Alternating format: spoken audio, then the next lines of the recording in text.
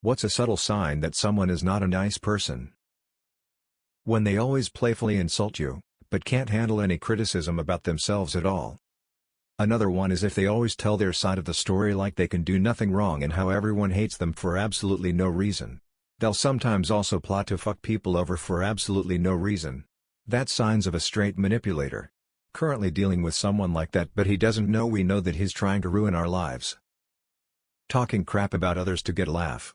You can tell pretty quick if it's mean-spirited. The worst coworker I've ever had did this. It took me a long time to notice, but all of his funny things that happened at work stories were about other people screwing up, never an ounce of self-deprecation in them. They weren't mean stories per se, but they always involved subtly cutting down someone else on the team and never, ever taking the piss himself. They treat people they consider beneath them like crap. One of my best friend's fiancée does this. She is constantly putting people down and one-upping them and talking about how much money she will make one day. My other friends and I are tired of it and only deal with it for the sake of our buddy, hoping one day he will wise up and leave. How they talk about other people in general. My opinion of someone changes drastically just based on how they discuss other people. Someone who talks too much shit is not a nice person, and if they're doing it about other people to you, they do it to other people about you. Don't mistake niceness for goodness. Some of the best, most morally consistent and forward-thinking people I know are also rigid and unpleasant to deal with. And some of the slimiest, most backstabbing sons of bitches I work with every day are nice enough to charm you into loving them. Niceness is a demeanor, goodness is a core value. But to the intent of the question, being rude to service staff is the #1 way to lose my respect.